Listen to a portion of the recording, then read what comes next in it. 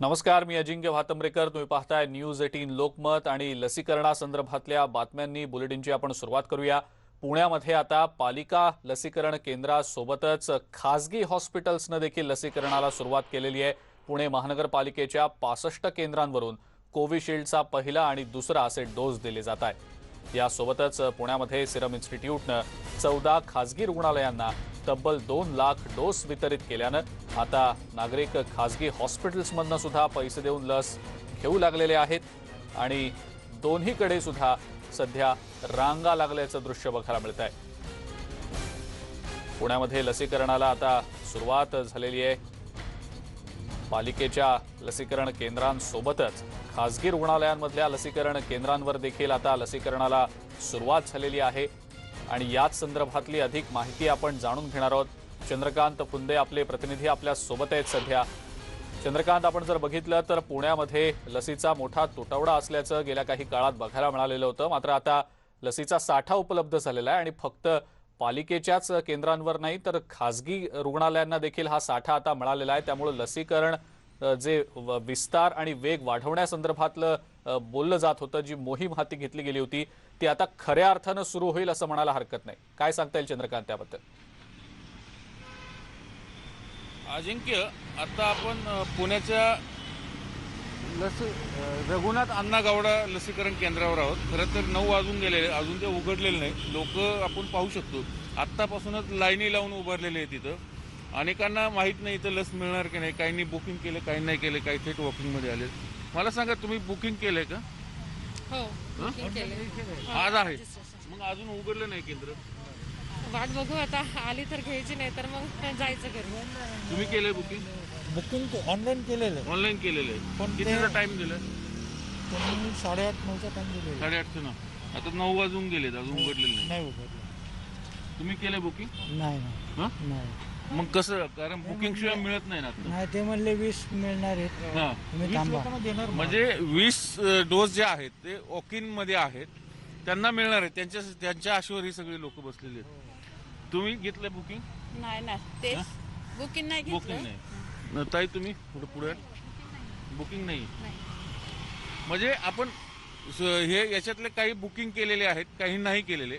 हे एकाच केंद्राने, बहुतांश केंद्रावर असंच 20% डोस हे वॉकिंगसाठी आहेत आणि 60% डोस हे पहिल्या डोससाठी आहेत आणि 20% डोस हे दुसऱ्या डोससाठी, ज्यांचे 84 दिवस पूर्ण झालेत. आपल्याला माहिती, कोविशिल्ड डोसचं जे ड्युरेशन जे आहे वाढवल्यामुळं बरोबर अजून बरेचसे लोक त्यांचा वेळच नाही आलेली, कारण ते पोस्टपोन झाल्यामुळं. म्हणून आता पहिले डोस मिळतात. हे झालं महापालिकेचं. पण खासगी रुग्णालयामध्ये सिरम इन्स्टिट्यूटनं 14 खासगी रुग्णालयांना 2 लाख लसी उपलब्ध करून दिल्यात. त्यामुळे खासगी हॉस्पिटलमध्येही 900 रुपयाला एक डोस याप्रमाणे लसीकरण सुरू झालेलं आहे 2 दिवसापासून.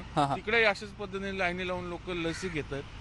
पण याच्यातनं सगळ्यात महत्वाचा मुद्दा आहे, पालिकेचे आयुक्त आणि महापौर दोघंही सिरम इन्स्टिट्यूटकडे प्रयत्न करतात की आम्हाला थेट तुम्ही पुण्याला प्राधान्य म्हणून, कारण सिरम इन्स्टिट्यूट आपल्याला माहिती पुण्यात आहे. बरोबर. लस जर पुण्यात बनत असेल तर तुम्ही प्राधान्याने पुणे पालिकेला ती लस द्यावी. पण अद्याप त्यांना यश आलेलं नाही. त्यासाठी केंद्र सरकारची परवानगी लागते. कारण एकीकडं सिरम इन्स्टिट्यूट खासगी हॉस्पिटलला लस देतंय, पण त्याच वेळेस पालिकेला लस उपलब्ध होत नाहीत. अशी विचित्र परिस्थिती पुण्यात आहे. त्यामुळे आता केंद्र सरकार परवानगी देणार का? मग एकीकडे केंद्र सरकार म्हणतं की आम्ही लसीकरण ओपन केलं, राज्यांनी त्या भागावर त्यांनी ग्लोबल टेंडर काढावेत, थेट खरेदी करावी. पण दुसरीकडे पालिकेलाच परवानगी मिळत नाही, पुणे पालिकेला, जिथे लस तयार होती. असं एक विरोधाभासी चित्र पुण्यात बघायला मिळतं. अजून चंद्रकांत, तुम्ही असेच आमच्या सोबत राहा. पुण्यातल्या लसीकरणासंदर्भातली आणखी काही माहिती तुमच्याकडनं जाणून घ्यायची आहे. आपण पुण्यातला सुरुवातीचा आढावा घेतला की कशा पद्धतीनं पालिका लसीकरण केंद्रांबाहेर सध्या रांगा लागलेल्या आहेत. काही वॉक-इन्स सुद्धा आहेत, काही नोंदणी करून आलेले नागरिक देखील आहेत. पुण्याचा आढावा आपण पुन्हा एकदा घेऊया. आपण मुंबईतला आढावा घेऊया. मुंबईमध्ये नेमकी काय स्थिती आहे हे देखील आपल्याला बघायचं आहे. मुंबईमध्ये 3 दिवस थेट लसीकरणाची मुभा दिली गेलेली आहे आणि 24 ते 26 मे दरम्यान हे थेट लसीकरण केलं जाऊ शकणार आहे. म्हणजे वॉक इन लसीकरणाबद्दल आपण बोलतो आहोत. मात्र 45 वर्षांवरील वयोगटासाठीच ही विशेष सवलत आहे. 18 ते 44 या वयोगटासाठी मात्र नोंदणी बंधनकारक असणार आहे. याच सगळ्या अपडेट्स आपण जाणून घेणार आहोत मुंबईतल्या लसीकरणासंदर्भातल्या. आपल्यासोबत आपल्या प्रतिनिधी सुस्मिता भदाणे आहेत सध्या. सुस्मिता, 3 दिवस पालिकेनं ही सुविधा दिलेली आहे. 45 वर्षांहून जास्त ज्यांचं वय आहे त्या नागरिकांसाठी लसीकरण करण्यासंदर्भातली, मात्र त्यामध्ये देखील एक अट घातली गेलेली आहे। सुस्मिता, काय नेमकी सध्याची परिस्थिती आहे मुंबईतल्या लसीकरण केंद्रांवरची, काय सांगता येईल त्याबद्दल? खरं तर मुंबईमध्ये आजपासून वॉकिंग तुम्हाला लस घेणं सहज शक्य होणार आहे। सोमवार, मंगळवार, बुधवार हे 3 आठवड्याचे दिवस असे असतात की जेव्हा 60 वर्ष वयातील जी मंडळी आहेत त्यांना पहिला डोस हा लगेच मिळणार आहे। त्याचबरोबर दुसरा डोस सुद्धा मिळणार आहे। 45 वयोगट आणि या सगळ्या व्यक्तींना हा दुसरा डोस सुद्धा मिळू शकणार आहे। याच विषयीची माहिती इथे लिहिलेली आहे। आपण जर बघितलं तर सध्या मी दादर कोहिनूर येथल्या वॉकिंग अशा ज्या ड्राईव्ह सेंटर आहेत, अर्थात हे ड्राईव्ह सेंटर फार खास आहे कारण इथे लोकांना तुम्ही तुमच्या गाडीने येऊ शकतात आणि साधारण आजची स्थिती बघितली तर इथे साधारण 100 डोसेस हे आलेले आहेत आणि ह्या 100 डोसेसपैकी 20 डोस हे फक्त पहिला डोस ज्यांचा आहे अशा व्यक्तींना दिले जाणार आहेत। हे कोहिनूर मधलं सेंटर आहे। पूर्णपणे लसीकरणासाठीची काळजी घेणं गरजेचं आहे, ती काळजी घेतली जाते आहे। साधारणपणे 9 वाजेनंतर हे सुरू होईल असं म्हणण्यात येतं, परंतु आजच्या दिवशी हे 10 वाजता सुरू होणार आहे। काही ज्येष्ठ मंडळी सुद्धा इथे आलेली आहेत। तर आपण जर सध्याची परिस्थिती बघितली तर काही फ्रंटलाईन वर्कर सुद्धा इथे आलेत आणि सगळ्यात महत्त्वाचं म्हणजे ज्या गाड्यांमधनं लोक इथे येत आहेत त्या पार्किंग करण्याची सगळ्यात चांगली सोय इथे करण्यात आलेली आहे। अशाच काही व्यक्तींशी आपण बोलणार आहोत। या गाड्या इथे आपल्याला रांगेत उभ्या असलेल्या दिसतात। आपण त्यांच्याशी संवाद साधूयात कारण तुम्ही लस घेण्यासाठी आलेला आहात आणि हे पहिलंच मुंबईमधलं असं केंद्र आहे की जिकडे तुम्हाला गाडीमधनं सुद्धा लस घेणं सहज शक्य आहे। नेमकी लस कोणाला द्यायची? माझ्या आईनं, त्यांचं वय आहे 80 वर्ष आणि त्यांना पार्किन्सन डिसीज आहे, त्यामुळे त्यांना चालता येत नाही, म्हणून हे फार चांगलं केलंय त्यांनी की गाडीमधनंच देत आहेत ते। तुम्ही लस घेतली आहे का किंवा त्यांचा पहिला डोस आहे की दुसरा? त्यांचा पहिला डोस आहे, माझा पहिला झालेला आहे, पण मला आता काही लगेच ते मिळणार नाहीये। नक्कीच सर, 84 दिवसांनंतर दुसरा डोस मिळणार आहे आणि साधारण रांगेमध्ये इथे आपल्याला ही वाहनं दिसतात। आणखीन काही मंडळी आहेत ज्यांच्याशी आपण बोलण्याचा प्रयत्न करूयात। तुम्ही अच्छा काय बोलण्यासाठी तयार नाहीत, परंतु आपण जर बघितलं तर साधारणपणे इथे 350 गाड्यांना पार्किंगची सोय करण्यात आलेली आहे। मुंबई महानगरपालिकेनं हा सगळ्या मोहिमेला सुरुवात केली आणि सध्याची जर स्थिती आपण बघितली तर गाड्यांची पार्किंग ज्या वेळेला इथे ह्या परिसरामध्ये होईल तेव्हा कुठेही ट्रॅफिक जाम व्हायला नको म्हणून सुद्धा काळजी घेण्यात आलेली आहे। काही वॉकिंग लसी घेण्यासाठी फ्रंटलाईन वर्कर सुद्धा आले। तुम्ही लस घेतली आहे का आणि लस घेण्यासाठी तुम्ही आज आला आहात तर तुमचा टोकन नंबर तरी मिळाला आहे का किंवा कशा पद्धतीने इथे लसीकरण? आम्ही रजिस्ट्रेशन केलेलं आहे, रजिस्ट्रेशन करून आलेलो आहे। तुम्ही फ्रंटलाईन वर्कर्स आहात? फ्रंटलाईन वर्कर आहे। फ्रंटलाईन वर्कर सुद्धा इथे आलेले आहेत की ज्यांनी लसीकरणासाठी नाव नोंदवलेलं आहे। सोबतच काही ज्येष्ठ मंडळी आहेत त्यांच्याशी सुद्धा आपण बोलणार आहोत। साधारण इकडची सध्या जरी हे वॉकिंग केंद्र सुरू नसलं तरी सुद्धा जी पूर्वतयारी आहे ती करण्यात येते। हे आजोबा आपल्या सोबत आहेत। आजोबा, तुम्ही लस घेतली का? पहिला डोस आहे का? लस घेतली एकदा, ते तिथे आहे ना, तिथे एकदा घेतली। आता मुलगा आम्ही 8 दिवसापूर्वी आलो होतो, त्याने 8 दिवसांनी आम्हाला पुन्हा आलो। माझा मुलगा म्हणतो आपल्याकडे इथे काही नाही, तो हा माझा मुलगा। नक्कीच, तर लस घेण्यासाठी खरं तर ही मंडळी इकडे आलेली आहेत आणि ड्रायव्हिंग फॅसिलिटीचा खरं तर सगळ्यात मोठा फायदा आहे दिव्यांगजन आणि वृद्ध मंडळी यांना होऊ शकतो कारण अनेकदा आपण बघितलं असेल की वॅक्सिन घेण्यासाठी बाहेर पडणं हे सुद्धा त्यांच्यासाठी मोठं काम असतं किंवा फार कठीण होऊन बसतं। सो अशा अनेक नागरिकांसाठी ही सोय फार महत्त्वाची आहे। सध्याची जर आपण स्थिती बघितली तर मुंबईमध्ये इथे सॅनिटायझेशन केलं जात आहे। ते संपूर्ण परिसराला सॅनिटाईज केल्यानंतर इथे लसीकरण केलं जाणार आहे आणि सॅनिटायझेशनचं महत्त्व सुद्धा फार गरजेचं आहे कारण जी मंडळी इथे येतात ते एकतर कुठल्या ना कुठल्या तरी व्याधी असतात किंवा दिव्यांग असतात, तर अशा अनेकांना या वॅक्सिनेशन केंद्राचा खरं तर खूप मोठा फायदा होणार आहे। आज फक्त 100 डोस जरी मिळत असले तरी वॉक इन असल्यामुळे लोकांची गर्दी होण्याची शक्यता आहे, परंतु सोशल डिस्टन्स सुद्धा अगदी गाडीमध्ये बसूनच पाहता येणार आहे। त्याच्यामुळे ही खूप चांगली गोष्ट आपल्याला खऱ्या अर्थाने इथं म्हणावी लागेल। सुस्मिता, अशाच आमच्या सोबत राहा। पुन्हा एकदा आपल्याकडे या संदर्भातली माहिती घेण्यासाठी मी येणार आहे। आपण पुन्हा एकदा पुण्यामध्ये जाऊया। आपल्यासोबत आपले प्रतिनिधी चंद्रकांत फुंदे जोडले गेलेले। चंद्रकांत, आपण जर बघितलं तर एकीकडे लसींचा तुटवडा गेल्या काही दिवसांपासून जाणवत होता। पालिका केंद्रांवर आता लसींचा पर्याप्त साठा आहे का? खासगी रुग्णालयांना तर लसीचा साठा मिळालेला आहे, 14 केंद्रांवर तिथं लसीकरण सुरूच आहे, मात्र पालिकेची जी केंद्र आहेत जी मोठ्या संख्येनं आहेत आणि नागरिक मोठ्या संख्येनं या केंद्रांवर गर्दी करताना आपण बघितलं होतं, त्या केंद्रांवर लसींचा पुरेसा साठा सध्या उपलब्ध आहे का? ज्या पद्धतीनं मुंबई महानगरपालिकेनं लसीकरणाचं वेळापत्रक बनवलेलं आहे, नियोजन केलं योग्य पद्धतीनं, तसं पुण्यामध्ये होताना दिसतंय का?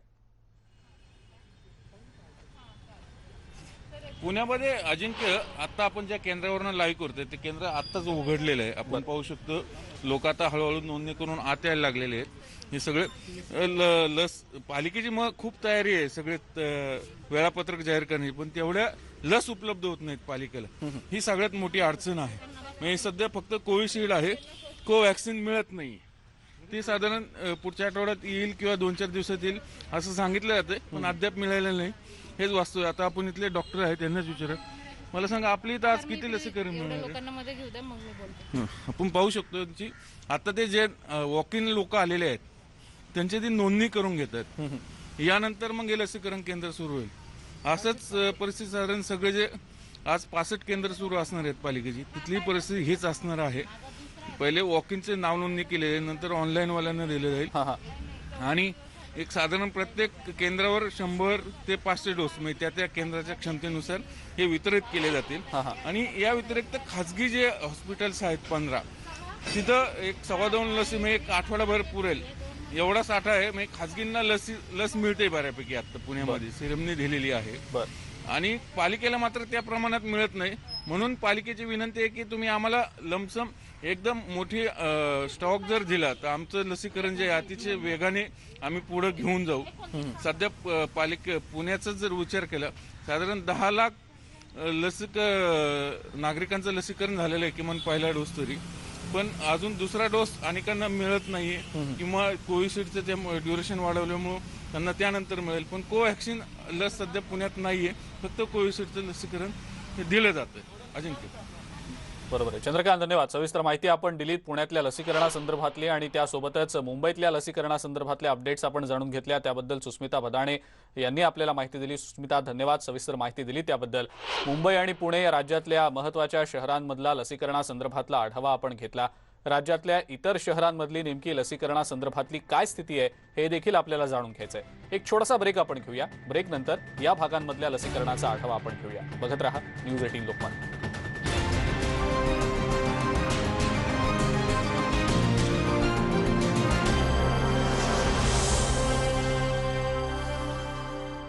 घेऊन या ओकाया होम इन्व्हर्टर बॅटरी, याची ऍडव्हान्स ट्यूबुलर टेक्नॉलॉजी देते क्विक रिचार्ज आणि longer backup. Okaya, never stop India. GP Parsik Sahakari bank. सुवर्ण वर्षाची सुरुवात. व्याजदरात कपात. गृहकर्ज 6.65%, वाहन कर्ज 7.75%, गोल्ड लोन 8.25%. अवनी, लक्ष कुठे तुझं? मुळात तिचं माझ्यावर प्रेमच नाहीये. तुम्ही ही अशी मुलगी माझ्या गळ्यात मारताय. एकाचा मनात विचार घेऊन दुसऱ्याशी नातं जोडणाऱ्यातली स्वीटू नाहीये. तुम्हाला बरीच माहिती आहे हिच्याबद्दल. ती माझी चांगली मैत्रीण आहे. मैत्रीण की अजून काही? माझं स्वीटूवर प्रेम. लोकांचं लसीकरण झालेलं आहे. अगदी संथ गतीने हे सगळं लसीकरण सुरू आहे. खरं तर आरोग्य यंत्रणेची सगळी तयारी आहे. जवळपास 163 केंद्रांवरती लसीकरण सुरू होतं, मात्र खाजगी लसीकरण केंद्र जे आहेत ते बंद करण्यात आलेली आहेत. आता फक्त 133 केंद्रांवरती लसीकरण सुरू आहे. आरोग्य उपकेंद्र जवळपास जिल्ह्यामध्ये 550 आहेत आणि त्यावरती देखील सगळी तयारी झालेली आहे. मात्र केवळ लस मिळत नसल्यानं गावोगावचं जे लसीकरण आहे ते बंद झालेलं आहे. आज देखील जिल्ह्यामध्ये अनेक ठिकाणी लसीकरण बंद आहे. केवळ 45 वर्षाच्या पुढचे जे लोक आहेत यांना दुसरा डोस दिला जातोय. 18 वर्षाच्या पुढच्या ज्या लोकांना आहेत त्यांना तर लसीकरण बंदच आहे. आणि एकंदरीत आपण जर बघितलं तर फ्रंटलाईन वर्कर जे आहेत त्यांचं 60,000 लसीकरण झालेलं आहे. त्यात देखील दुसरा डोस बाकी आहे. 4.5 लाख 45 वर्षाच्या पुढच्या लोकांचं लसीकरण झालंय आणि केवळ 1,05,000 जणांचा दुसरा डोस झालाय. म्हणजे अजून 45च्या पुढचे जे लोक आहेत ते कुठेतरी ताटकळत बसलेले आहेत. वेळेला लस मिळत नाही, तासनतास तिथे रांगेमध्ये उभं राहावं लागतंय. अनेक जण तर थेट रात्री 8 वाजेपासून रांगेत तिथे थांबतात आणि सकाळी त्यांना लस मिळेल अशी त्यांची अपेक्षा असते. मात्र कुठेतरी त्यांचा भंग होताना दिसतोय. कोल्हारमध्ये आपण आता आहोत आणि लसीकरण इथे सुरू आहे. अनेक अडचणी येत आहेत. आपल्यासोबत इथले डॉक्टर घोलप आहेत. काय अडचणी येत आहेत लसीकरणाला नेमक्या? सुरुवातीच्या टप्प्यामध्ये जनतेच्या उत्स्फूर्त प्रतिसादामुळे आपण या आरोग्य केंद्रातर्फे जवळपास 6,500 ज्येष्ठ नागरिकांचं लसीकरण केलेलं आहे. उत्स्फूर्त प्रतिसादामुळे सुरुवातीला अनेक लोकांनी इथे रात्री पहाटपासून रांगा लावल्या, परंतु दुसऱ्या टप्प्यामध्ये जिल्हा स्तरावरून म्हणा किंवा केंद्र शासनाकडून स्टेट गव्हर्नमेंटकडून लसीचा पुरवठा कमी होत असल्यामुळे यंत्रणेवर ताणही पडत आहे आणि लोकांचा उत्स्फूर्त प्रतिसादामुळे आणि लस कमी पडल्यामुळे लोकांमध्ये नाराजीचा सूर आहे। त्यासाठी आता नवीन केंद्र शासनाच्या 14 तारखेच्या सूचनेनुसार ज्या नागरिकांनी पहिला डोस घेतलेला आहे त्याच्या कालावधीमध्ये त्यांनी वाढ केली आहे।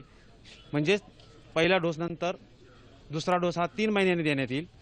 परत शासनाच्या नवीन गाईडलाईन्सनुसार ज्यांनी अद्यापपर्यंत ज्येष्ठ नागरिक ज्यांचं 45 वर्ष वय आहे त्यांनी आत्तापर्यंत एकही डोस घेतला नाही त्यांच्यासाठी हे लसीकरण सुरू करण्यात आलं आहे। ते आता हे जिल्हा स्तरावरून कमी प्रमाणात लस पुरवठा होत असल्यामुळे त्यांच्यामध्येही नाराजीचा सूर आहे, परंतु ज्या प्रमाणात लस उपलब्ध होते त्या प्रमाणात आम्ही त्यांची ऑन दी स्पॉट नोंदणी करून आदल्या दिवशी टोकन वाटप करून जेवढ्या लस उपलब्ध साठ्यानुसार तेवढेच टोकन वाटप करून गर्दी होऊ नये म्हणून ज्या प्रमाणात लस पुरवठा असतो त्याच प्रमाणात टोकन वाटप करून आज लसीकरण सुरू आहे। नक्कीच म्हणजे गर्दी होऊ नये यासाठी अनेक केंद्रांवरती उपाययोजना केल्या जात आहेत। मात्र श्रीरामपूर असेल, कोपरगाव असेल या ठिकाणी लोक रात्री जाऊन बसतात आणि सकाळी आपल्याला लस मिळेल अशी त्यांची अपेक्षा असते, मात्र कुठेतरी हिरमोड होताना दिसतोय। आता सुद्धा जिल्ह्याला काल फक्त 20,000 लस उपलब्ध झालेल्या आहेत आणि आजचा दिवस पुरेल एवढाच साठा नगर जिल्ह्यात हरीश, जर फक्त आजचा दिवस पुरेल इतकाच साठा जर उपलब्ध असेल तर पुढच्या दिवसांचं लसीकरण नेमकं कसं होणार, तो साठा नेमका केव्हा उपलब्ध होणार त्याबद्दलचं काही सांगितलं जातंय का? नागरिकांना तशी सूचना दिली जाते का? केंद्र चालक जे आहेत, लसीकरण केंद्र चालक, त्यांना तरी या संदर्भातली माहिती मिळते का की नेमक्या या लसी येणार आहेत केव्हा? त्याबद्दलची काही ठोस माहिती मिळू शकली आहे? खरं तर जे ग्रामीण रुग्णालय आहेत किंवा प्राथमिक आरोग्य केंद्र आहेत यांना लसीकरणासाठी परवानगी दिलेली आहे, तिथे त्यांनी सगळं नियोजन केलेलं असतं। मात्र लस जर आली तरच लसीकरण केलं जातं, नसेल तर तिथे सरळ सरळ बोर्ड लावला जातो की आज लस शिल्लक नाही, लसीकरण बंद आहे। त्यामुळे यांना लस उपकेंद्रांना जे आहे केंद्रांना फक्त 100 किंवा 150 लस मिळत असतात आणि तेवढंच लसीकरण सुरू असतं। जिल्हा प्रशासन वरती पाठपुरावा करतं आहे, मात्र लसीचा पुरवठा जो आहे तो कमी असल्यानं अनेक ठिकाणी लसीकरण बंद करण्याची वेळ त्यांच्यावर येत असते। त्यांना स्वतःलाही माहीत नसतं की आपल्याला उद्या लस येणार आहे की नाही। आता सुद्धा जिल्ह्यामध्ये आजचा दिवस पुरेल एवढाच साठा आहे, त्यामुळे उद्या लसीकरण अहमदनगरमध्ये होईल की नाही हा प्रश्न आहे। अजिंक्य, हरीश, धन्यवाद, सविस्तर माहिती आपण दिलीत त्याबद्दल। अहमदनगरमधल्या लसीकरणाचा आढावा आपण घेतला। आजचा दिवस पुरेल इतकाच साठा फक्त अहमदनगरमध्ये आहे, पुरेसा साठा उपलब्ध नाही लसीचा, त्यामुळे उद्यापासून लसीकरण नेमकं कशा पद्धतीनं होईल याबद्दल काही सांगता येत नाही अशी स्थिती आहे। पुढची आपण अपडेट घेऊया बारामतीमधली। बारामतीमध्ये 18 ते 44 या वयोगटाचं लसीकरण सध्या बंद आहे। फक्त 28 दिवस पूर्ण झालेल्यांना कोवॅक्सिन तर पहिला डोस घेऊन 84 दिवस पूर्ण झालेल्या नागरिकांना कोविशिल्डचा दुसरा डोस देण्यात येतोय। बारामतीमध्ये सध्या लसीकरणासंदर्भातली काय परिस्थिती आहे याची थेट आपण माहिती जाणून घेणार आहोत। बारामतीमधून आपले प्रतिनिधी जितेंद्र जाधव सध्या आपल्या सोबत आहेत। जितेंद्र, बारामतीमध्ये लसीकरणासंदर्भातली नेमकी सद्यस्थिती काय आहे? पुरेसा लसींचा साठा उपलब्ध आहे का? काय सांगता येईल त्याबद्दल? अजिंक्य, बारामतीमध्ये शहरामध्ये 4 केंद्र तर तालुक्यामध्ये 31 उपकेंद्र त्या ठिकाणी लसीकरण केलं जात आहे। आणि असं असताना जी आत्ता जी नवीन शासनाने जी वेगवेगळ्या पद्धतीने नियम घातलेले आहेत, पहिले 28 दिवसांनी लस दिली जायची, नंतर 45 दिवसांनी दिली जायची, तर आता ती 84 दिवसावर गेलेली आहे। माझ्याबरोबर आता लोकांचा म्हणजे असा संभ्रम होतोय, म्हणजे 18 ते 44 वयोगटातील लोकांना आता लसच दिली जात नाही आणि मग त्याच्या पुढचे जे नागरिक आहेत ज्यांनी पहिलाच डोस घेतला नाही त्यांना तर लस मिळत। आता मी केंद्रावरच आहे, माझ्याबरोबर या ठिकाणी लसीकरणाला आले होते। मला सांगा, कुठून आलाय तुम्ही, कुठला डोस घ्यायचा होता? मला 45 ते 60 या वयोगटातलं मी आहे। मी MIDC बारामती राहतो आणि मला पहिला डोस मिळाला नाही, वारंवार इथे येऊन लस उपलब्ध नाही झाल्यामुळे लसच मिळाली नाही मला। अजिंक्य, अशी परिस्थिती, त्यांचं 45 ते 60 या वयोगटातील अंतर आहे, पण त्यांना पहिला डोस मिळाला नाही। असं असताना लोकांना आता पहिला डोस दिला जात नाही। तालुक्यामध्ये काय परिस्थिती याचा देखील आपण आढावा घेऊ। माझ्याबरोबर तालुका वैद्यकीय अधिकारी मनोज खुमणे आहेत। मला सांगा, आतापर्यंत किती लसीकरण झालं आणि अशी नागरिकांचा संभ्रम का होतोय? आतापर्यंत बारामती तालुक्यामध्ये टोटल 1,02,160 लोकांचं आपण लसीकरण केलेलं आहे। त्यामध्ये फ्रंटलाईन वर्कर असतील, हेल्थ वर्कर असतील आणि 45च्या वरचे लोक असतील यांचाही लसीकरणाचा समावेश आहे। सध्या शासनाच्या गाईडलाईन्स आहेत की 45 वर्षावरील ज्यांना 84 दिवस पूर्ण झालेले आहेत त्यांना सेकंड डोस पूर्ण करायचा आहे। त्याच पद्धतीने हेल्थ केअर वर्कर असतील किंवा फ्रंटलाईन वर्कर असतील त्यांचे पण सेकंड डोस अपूर्ण राहिलेले आहेत, ते पूर्ण करून घ्यायचे आहेत। म्हणून आम्ही प्रायोरिटीने 2 ते 3 दिवस झालं आम्ही याद्या काढलेल्या आहेत। जे सेकंड ड्यूमध्ये लोक आहेत त्यांच्यासाठी 84 दिवस पूर्ण झालेल्या लोकांना अगोदर आपण सेकंड डोस पूर्ण करून घेणार आहोत आणि त्यानंतर आपण फर्स्ट डोस सुरू करणार आहोत। कारण आपल्याला माहिती आहे की फर्स्ट डोस सुरू केल्यानंतर गर्दी ज्या प्रमाणात होत होती त्याप्रमाणे आणि सेकंड डोस लोकांना मिळत नव्हता। म्हणून आरोग्य कर्मचारी असतील किंवा फ्रंटलाईन वर्कर असतील आणि 45 वर्षावरील जे लोक त्यांचा सेकंड डोस राहिलेला आहे अशा लोकांना आपण याद्या तयार केलेल्या आहेत आणि त्या लोकांना आपण फोन करून बोलवत आहोत आणि त्यांनाच फक्त आपण सेकंड डोस सध्या देत आहोत। जे 45 आणि 60 आता इथलं शेजारचं आपण उदाहरण घेऊ, ह्यांना लस कधी मिळणार आहे? त्यांनाही आता आपलं हे जर सेकंड डोस हे झाल्यानंतर आपण त्यांना फर्स्ट डोस पण लगेच सुरू करणार आहोत। आता सुद्धा आपण 90-10च्या प्रमाणामध्ये करून घेत आहोत, परंतु जर आपण फर्स्ट डोस सुरू केला तर सेकंड डोस तसाच राहतो असा आपला मागचा अनुभव असल्यामुळे सेकंड डोसला आपण प्राधान्य दिलेलं आहे। बारामतीत आता किती लस शिल्लक आहे साधारणतः? बारामतीमध्ये सध्या आज आपल्याकडे 1200 डोसेस शिल्लक आहेत। त्यामध्ये आपण सर्व प्राथमिक आरोग्य केंद्रामध्ये आणि महिला हॉस्पिटल बारामती शहरामध्ये 4 ठिकाणी असे लस दिलेले आहे आणि ते सर्वांना याद्या काढून दिलेल्या आहेत। ज्यांचे due list second dose due आहेत त्यांची याद्या काढून दिलेल्या आहेत आणि त्यांना आमचे लोक फोन करतात आणि फोन करून त्यांना आज आम्ही लसीकरण पूर्ण करून घेणार आहोत। अशा पद्धतीने बारामती तालुक्याची परिस्थिती आहे आणि 28 म्हणजे 45च्या वरच्या जे वयोगटातील नागरिक आहेत त्यांना दुसरा डोस या ठिकाणी दिला जातोय। अजिंक्य जितेंद्र, धन्यवाद। सविस्तर माहिती आपण दिलीत त्याबद्दल। बारामतीमधलं लसीकरण कशा पद्धतीनं सुरू आहे, पुरेसा साठा उपलब्ध आहे का नाही याचा आढावा आपण घेतला। कारण आपण बघितलं तर लसीकरणाचा वेग आणि विस्तार वाढवण्याकडे शासनाचा कल आहे, मात्र लसींचा तुटवडा असल्या कारणामुळे या वेग आणि विस्तार वाढवण्याला काहीशा प्रमाणात खीळ बसल्याचं दिसतंय। मोठमोठ्या शहरांमध्ये आपण जर बघितलं तर लसीकरणाचं नियोजन आता योग्य पद्धतीनं होताना दिसतंय, मात्र ग्रामीण भागामध्ये अजूनही हे नियोजन योग्य पद्धतीनं होतंय का नाही याबद्दलची साशंकता आहे। आपण बारामतीचा आढावा घेतला, यानंतर आपण सोलापूरमधली नेमकी काय स्थिती आहे याचा आढावा घ्यायचा आहे। सोलापूर जिल्ह्यामध्ये लसीकरणाचा वेग काहीसा मंदावल्याचं बघायला मिळत आहे। सुरुवातीला वेगानं होणारं लसीकरण लसींच्या तुटवड्यामुळे आता मंदावल्याची स्थिती आहे।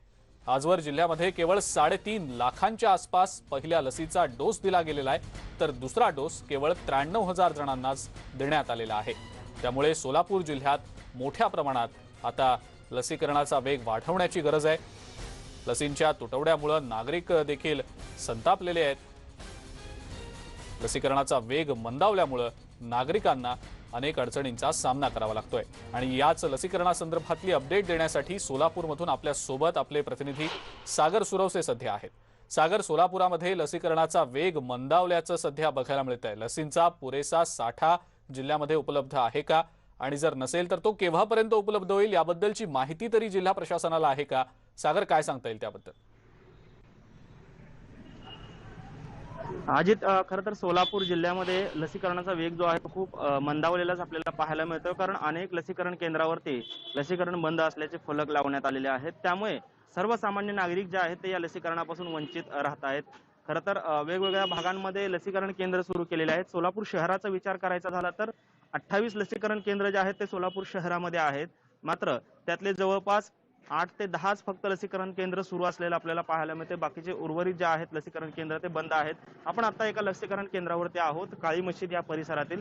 आपण पाहू शकतो या ठिकाणी शुक्रवारपासून जे आहे ते हा फलक या ठिकाणी लावण्यात आलेला आहे अजित, आणि शुक्रवारपासून या ठिकाणचं लसीकरण जे आहे ते बंद असलेलं आपल्याला पाहायला मिळते। त्यामुळे आपण समजू शकतो की काय नक्की समस्या आहेत। खरं तर अनेक नागरिक जे आहेत ते या लसीकरण केंद्रावरती हेलपाटे मारत आहेत गेल्या 3-4 दिवसांपासून। आपल्यासोबत काही लसीकरणासाठी आलेल्या ताई देखील आहेत। काकू, काय सांगाल, कधीपासून हे लसीकरणासाठी तुम्ही प्रयत्न करताय? 4 दिवस झाले बघा। किती दिवस झाले? 4 दिवस झाले। हा, यायला बंदच आहे म्हणाले। बंदच आहे म्हणाले।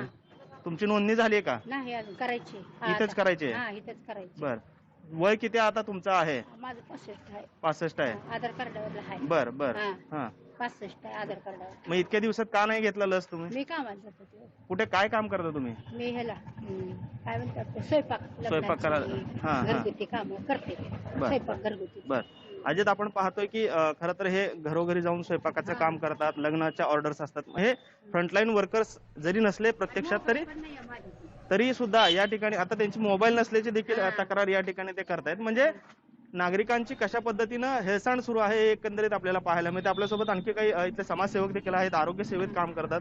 काय नक्की समस्या महापालिकेच्या एकंदरीत ह्या लसीकरणामध्ये जाणवतात, काय सांगाल? महापालिकेने पहिल्या जे दवाखाने आहेत महापालिकेचे, त्यांनी पूर्ण महापालिकेचे दवाखाने चालू करायला पाहिजे, जेणेकरून महापालिकेची यंत्रणा पण चालू राहील आणि गोरगरीब लोकांना जे लसीकरणासाठी केंद्र पण जवळ होतील. त्याचबरोबर 2 दिवस झालं आता लस नाही.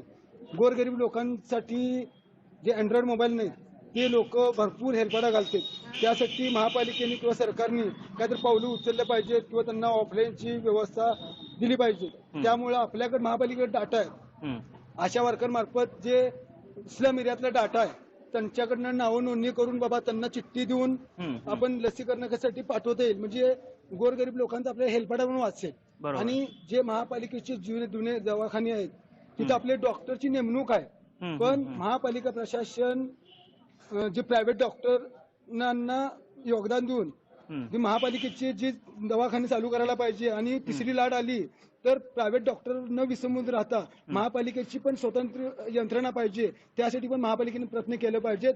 जास्तीत जास्त डोसचं वितरण केलं पाहिजे. किंवा आता फिरताना बघतोय जसं कोविडसाठी मास्क लावा, हे लावा, ते लावा, तशी महापालिकेची यंत्रणा फिरत नाही. म्हणजे अशा वर्कर फिरते ते प्रत्येकांना सांगून म्हणजे प्रत्येक लोकांना घरोघरी सर्वेसाठी फिरून त्यांना चिठ्ठी देऊन बाबा प्रत्येक केंद्रामध्ये जायला पाहिजे. आणि दुसरी एक महत्वाचं आहे की 7ला जी चालू झालेली लस ओपन होते 1 मिनिटात सगळे सेंटर बंद होते. निश्चित आपण पाहतोय अजित कशा समस्या आहेत, कारण 1 मिनिटामध्ये हे जे लसीकरण केंद्रावरचे जे काही आपल्याला जे नोंदणी करायची आहे ऑनलाईन ती 1 मिनिटामध्ये फुल होते. मग नक्की लसीकरण होतंय का?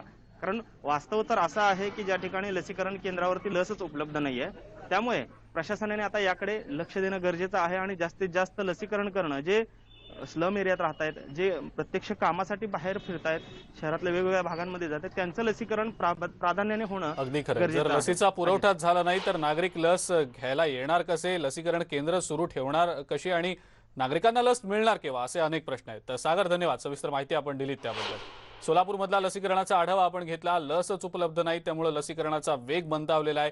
अशीच काहीशी स्थिती राज्यातल्या ग्रामीण भागांमध्ये बघायला मिळते. मात्र लसीचा जर पुरेसा साठा उपलब्ध असेल तरच हा वेग आणि विस्तार जो आहे लसीकरणाचा तो वाढवता येऊ शकेल. पुन्हा एकदा एका ब्रेकसाठी आपण थांबूया. बघत रहा न्यूज 18 लोकमत.